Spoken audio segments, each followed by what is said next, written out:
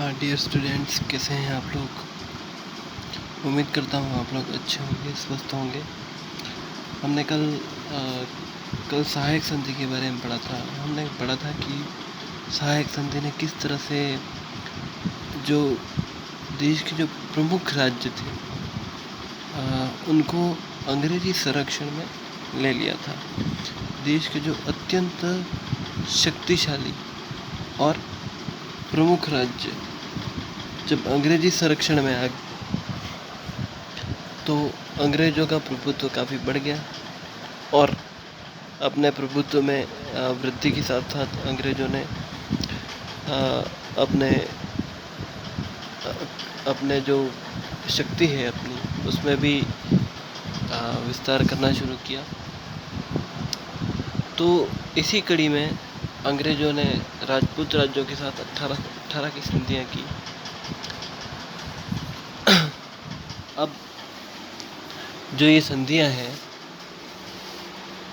ये राजपूत राज्यों के लिए कैसी सिद्ध हुई, उनका क्या इफ़ेक्ट पड़ा, राजपूत राज्यों के लिए अच्छी साबित हुई या बुरी साबित हुई, इसके बारे में हम इस टॉपिक में पढ़ेंगे।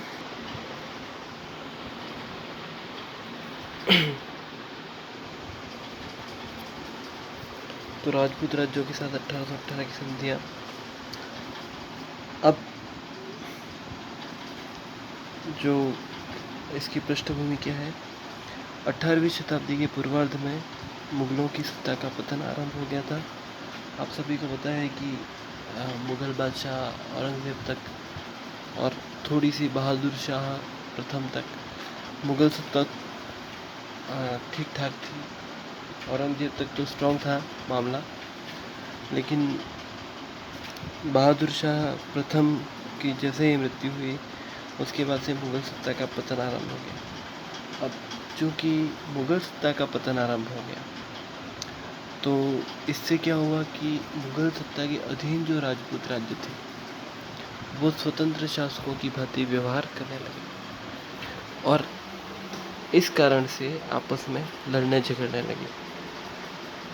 उन्होंने क्योंकि उनके ऊपर अब कोई नियंत्रण करने वाला नहीं था, ऐसा कोई था नहीं जो उनके बीच मध्यस्थता करवाता, ऐसा कोई बचा नहीं था कि उन पर कोई नियंत्रण रखता। किसी भी तरह जैसे जब मुग़ल सत्ता मजबूत थी तो वो हस्तक्षेप करती रहती थी, लेकिन अब क्योंकि मुग़ल सत्ता कमज़ोर हो चुकी थी तो वो हस्तक्षेप अधिक नहीं करती थी। राजपूत राज्यों ने आपस में लड़ना झगड़ना आरंभ कर लिया और इससे जो न सिर्फ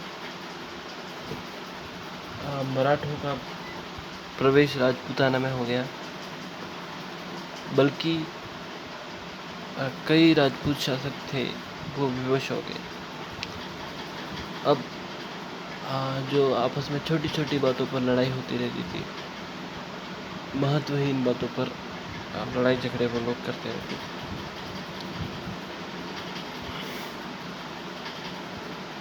अब इस लड़ाई से और किसी को नुकसान नहीं हो रहा था, राजपूतों को ही नुकसान हो रहा था, राजपूतों को ही नुकसान पहुंच रहा था। तो ये पृष्ठभूमि है। अब इस पृष्ठभूमि के बाद एक और कहानी आती है कृष्णा कुमारी की हत्या। ये काफ़ी बहुत ही फेमस घटना है, बहुत प्रसिद्ध घटना है और एक निंदनीय घटना है। उस समय जिस वंश का इतिहास इतना गौरवमयी रहा हो उसके वंश में ऐसी घटना एक निंदनीय घटना ही मानी जाएगी। अब मेवाड़ के महाराणा जो थे उस समय भीम सिंह, ये घटना इस तरह से हुई कि उनकी जो लड़की थी राजकुमारी कृष्णा कुमारी, उसकी सगाई जो थी वो जोधपुर के राजा भीम सिंह से तय हुई थी। लेकिन क्या हुआ कि शादी से पूर्व भीम सिंह की मृत्यु हो जाती है। अब महाराणा ये सोचता है कि भीम सिंह की तो मृत्यु हो गई तो वो कर देते हैं जो वो उसका विवाह जयपुर के सवाई जगत सिंह के साथ करने का प्रस्ताव करते हैं। लेकिन भीम सिंह के बाद जोधपुर के महाराजा जो थे भीम सिंह, उसके बाद जो शासक बना था मानसिंह, वो उसका विरोध करता है, क्योंकि कृष्णा कुमारी की सगाई पहले जोधपुर घराने में तय हुई थी, जोधपुर राजघराने में तय हुई थी। अतः मानसिंह इस विवाह पर अपना अधिकार समझता था। वो ये सोचता था कि क्योंकि अब पहले तो नारियल हमारे यहाँ आया तो हमारा ही अधिकार होना चाहिए। उधर जगत सिंह भी किसी न किसी तरह राजकुमारी से विवाह करना चाहता था। तो जगत सिंह ने क्या किया कि अमीर खां पिंडारी के सहयोग से जोधपुर पर चढ़ाई कर दी। अब वहाँ पर गिंगोली नामक जगह पर युद्ध होता है और उसमें मानसिंह की पराजय होती है और वो जोधपुर दुर्ग में शरण लेता है। लेकिन बाद में मानसिंह क्या करता है कि चालाकी से अमीर खां पिंडारी को अपनी ओर मिला लेता है और जयपुर राज्य में लूटमार आरंभ कर देता है। अब क्या होता है कि इस लूटमार से घबराकर 1809 में जगत सिंह जो है वो मानसिंह के साथ एक समझौता कर लेता है कि अब हम दोनों में से कोई भी उससे विवाह नहीं करेगा, भले कोई तीसरा आदमी कर ले। तो अब लेकिन ये समझौता हो जाता है, लेकिन मानसिंह के मन का संदेह नहीं जाता। मानसिंह ये सोचता है कि अगर कृष्णा कुमारी जीवित रही तो हो सकता है कि जगत सिंह ये समझौता तोड़ भी दे। हो सकता है कि कृष्णा कुमारी से प्रभावित होकर जगत सिंह ये समझौता तोड़ दे और उससे शादी कर ले, और हो सकता है कि कोई उसकी सहायता भी कर ले किसी भी तरह। अमीर खां पिंडारी पर भी इतना भरोसा नहीं किया जा सकता था क्योंकि वो धन के लिए किसी भी और जा सकता था। अब क्या होता है कि मानसिंह पहले अमीर खां पिंडारी को मनाता है और उसके कहने पर अमीर खां पिंडारी उदयपुर आता है और उदयपुर के महाराणा भीम सिंह से 11 लाख रुपए की मांग करता है और 11 लाख रुपए क्योंकि उनके पास नहीं थे, इसलिए वो फिर एकलिंग जी के मंदिर में भी लूटपाट करता है। लेकिन क्या होता है कि वो ये कहता है कि या तो कृष्णा कुमारी की शादी महाराजा मानसिंह से आप करा दो या फिर कृष्णा कुमारी को ही मार डालो, कृष्णा कुमारी को ही, क्योंकि कृष्णा कुमारी जब तक जीवित रहेगी तब तक जगत सिंह और मानसिंह में बैर बना रहेगा, लड़ाई होगी। और तो इस तरह इसको वो भीम सिंह को धमकाता है।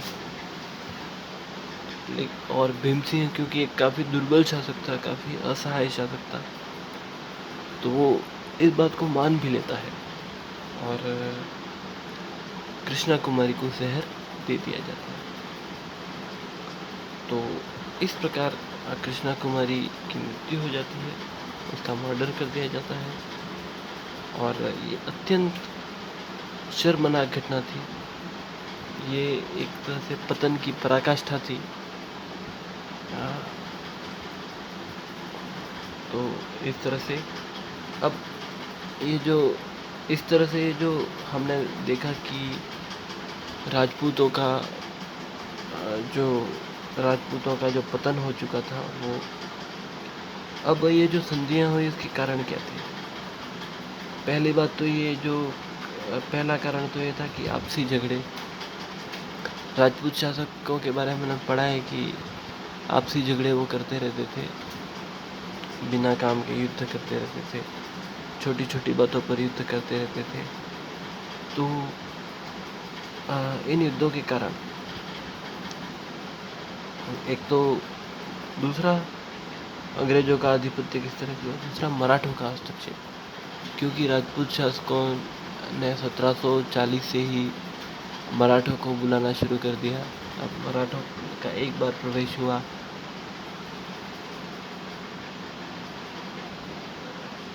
वो आरंभ में तो भाड़े के सैनिकों के रूप में, लेकिन बाद में उन्होंने जो काम किया कि वही लूट मार करने लगे और चौथ और सर्वदेशमुखी करों की मांग करने लगे। तो इससे राजपूत शासक काफ़ी परेशान हो चुके थे। उनके पास अब वो लूट मार इतनी हो चुकी थी, दूसरा मराठों को लगातार कर देना पड़ता था। जो तीसरा कारण है आर्थिक दुर्दशा, यही है कि एक तो आपस में लड़ते झगड़ते रहते थे और आर्थिक रूप से ये काफ़ी विपन्न हो चुके थे। राजपूत राज्य काफ़ी विपन्न हो चुके थे और मराठे जो थे वो लगातार पैसों की मांग करते रहते थे। मराठों को देने के लिए इनके पास कई बार पर्याप्त पैसे नहीं होते थे और फिर बदले में जो थे वो मराठे उन शहरों में लूटपाट किया करते थे। इसमें जनता परेशान होती थी, प्रजा परेशान होती थी। इसके बाद शासकों और सामंतों के आपसी झगड़े,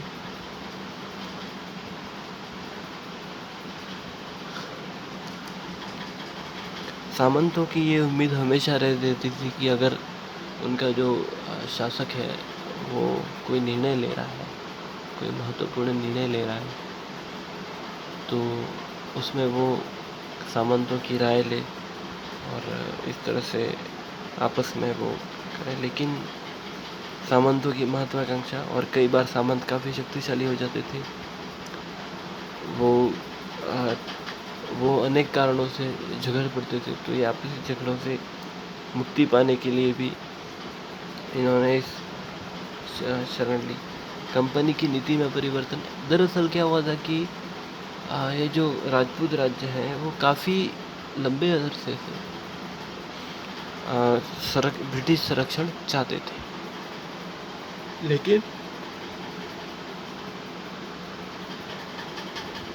लेकिन ये जो ब्रिटिश जानबूझकर उसको संरक्षण नहीं दे रहे थे। इसके कई कारण थे। पहला ये कि उनकी जो 1803 में मराठों के साथ संधि हुई थी, 1823 में, तो उसके अनुसार ये था कि ये जो मराठों का जो प्रभाव क्षेत्र है वो मराठों के पास ही रहेगा, तो इसलिए ब्रिटिश उसमें हस्तक्षेप नहीं करना चाहते थे। दूसरा कारण ये था कि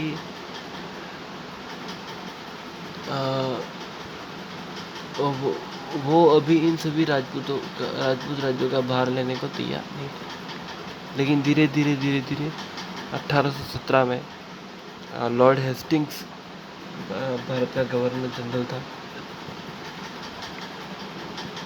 1813 में वो गवर्नर जनरल बन के आया और उसने अपनी नीति में परिवर्तन किया। तो इससे काफ़ी जो परिवर्तन आए नीति में। अब जिन राज्यों के साथ प्रमुख राज्यों के साथ संधियाँ कौन सी राज्यों के साथ, आरंभ में कोटा और करौली के साथ हुई, उसके बाद जोधपुर के साथ हुई, बीकानेर के साथ हुई, जैसलमेर के साथ, किशनगढ़ और अन्य राज्यों ने इस संधि को स्वीकार किया। मतलब स्वीकार तो क्या किया, उन्होंने आगे चलकर संरक्षण मांगा ताकि उपरोक्त जो मुसीबतें थी उनसे छुटकारा मिल सके। अब संधियों की जो प्रमुख शर्तें क्या थी,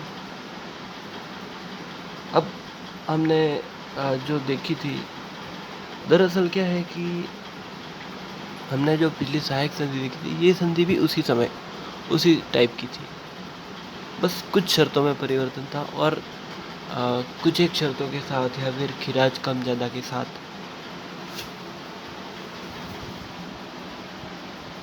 जो वार्षिक टैक्स था वो कई जगह कम था, कई जगह ज़्यादा था, और कुछ शर्तों के साथ जो लोकल शर्तें थी उनके अलावा लगभग सारी शर्तें एक जैसी थी।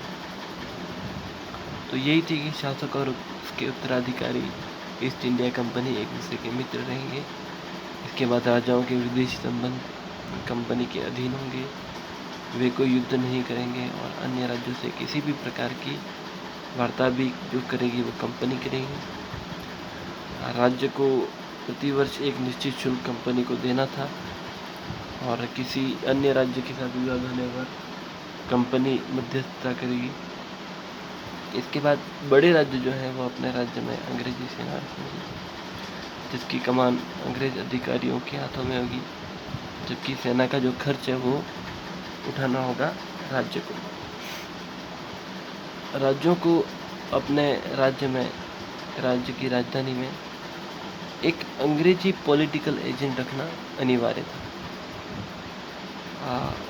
इसके बाद जो खिराज, जो टैक्स, हमको पता है कि राजपूताना जो था वो उस समय मराठों के प्रभाव क्षेत्र में आता था।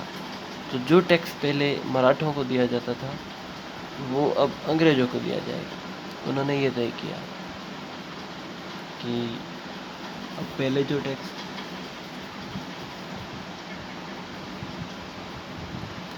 टैक्स मराठों को दिया जाता था वो अंग्रेज़ों को दिया जाना था। इसके बाद जो कंपनी है, ईस्ट इंडिया कंपनी, वो राज्य की रक्षा करेगी अन्य शत्रुओं से, यानी अगर कोई भी शत्रु उस पर आक्रमण करता है।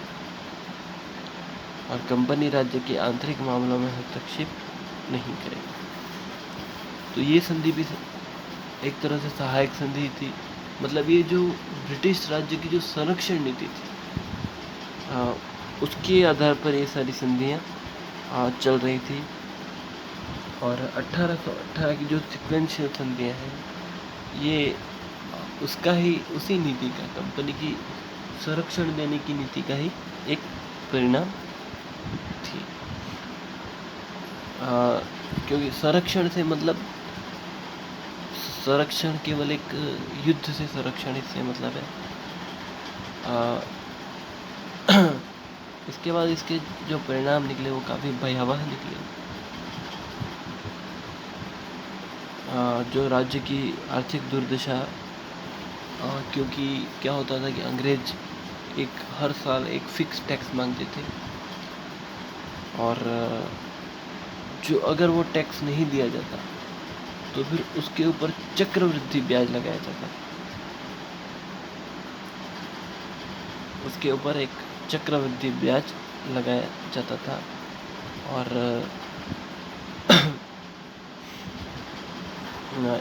इस तरीके से राज्य की काफ़ी आर्थिक दुर्दशा हो गई थी। इसके बाद अंग्रेज़ों ने आंतरिक प्रशासन में भी हस्तक्षेप करना शुरू कर दिया था। हालांकि पहले तय हुआ था कि अंग्रेज आंतरिक प्रशासन में हस्तक्षेप नहीं करेंगे, लेकिन ये बात कागजों तक ही सीमित रही और कई मौके ऐसे हैं जहाँ पर पॉलिटिकल एजेंट्स हैं, वहाँ के जो शासक थे उनको अपने इशारों पर नचाया। कई जगह जो राज्य के आंतरिक मामले थे या प्रशासनिक मामले थे उसमें कंपनी ने खुलकर हस्तक्षेप किया।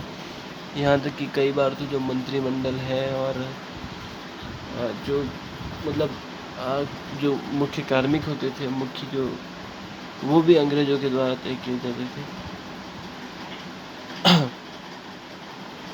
इसके बाद इस संधि का एक और परिणाम ये हुआ कि जो शासक थे उनके भोग और विलास में वृद्धि हो गई। क्योंकि अब अंग्रेज़ों ने अपने नियंत्रण में सब कुछ ले लिया था, इसलिए शासकों का भोग विलास बढ़ गया था। वो अपने राज्य की ओर से बेफिक्र हो गए थे। इसके बाद सामंतों की शक्ति में कमी आ गई। इसका ये एक प्रमुख कारण ये है सामंतों की शक्ति में कि पहले तो सेना के लिए जो राजा थे वो सामंतों पर निर्भर रहा करते थे और सामंतों की शक्ति का स्रोत भी वहाँ की सेना ही थी। लेकिन जो अब तो संरक्षण का सारा भार अंग्रेजों ने ले लिया था, रक्षा का, तो सामंतों का महत्व ही समाप्त हो गया। तो इससे फिर सामंतों को काफ़ी नुकसान पहुंचा और सामंतों की प्रतिष्ठा में काफ़ी कमी आई। तो इस प्रकार राजपूतों के बारे में, इसके संधि के बारे में कहा जाता है कि राजपूतों ने अपनी स्वाधीनता बेच दी। तो इस तरह से 1818 की संधियाँ का टॉपिक समाप्त होता है। Thank you so much.